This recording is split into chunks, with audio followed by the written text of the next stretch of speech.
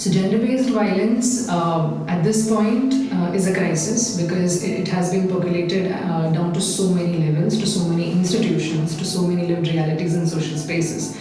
You find gender-based violence in different forms in families. Say it can be child sexual abuse, it can be domestic violence, it can be sexual harassment. Sexual harassment, when you talk about it, is also seen at workplaces for both women and men alike. But then the current provisions of the law only take the women's experiences into matter, the complaints or the idea that only women can be sexually harassed in the workplace into matter. So then there are a lot of loopholes in the legal system.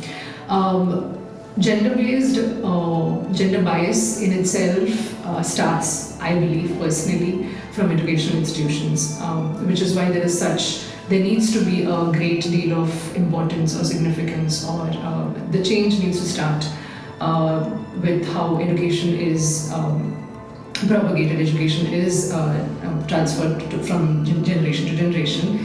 And education starts to, at some point, need to be transformative than just informative, because it's only when you teach children, both boys, girls, about how gender bias takes place and what is the long-lasting effect of this bias and what ways in which it can affect lives later or impact social structures later, only then can this whole larger question of gender bias in India can be solved, which is, I think, a long process. It will take a long time, but it needs to start. It is starting, like a lot of organizations are out there in the market who are working towards it. Educators are becoming more sensitive. They are advocating sensitization in classrooms, but it's not enough. It'll never be enough unless, we reach the stage where gender bias no longer exists in India. I honestly feel that there needs to be intervention happening with respect to technology and social causes as well, because technology is such an important and powerful tool out there right now. It is only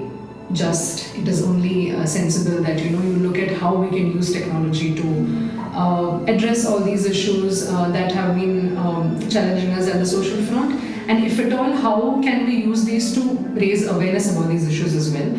So I really look forward to seeing the impact of the pro-social video game that Nanan 3 is planning to bring out at the end of 4 years. It's not an issue that affects one particular institution or one particular sector. It's everybody. Everybody is affected by it in some way or the other. All institutions are affected by it in some ways or the other. All institutions in different ways are breeding grounds for gender bias.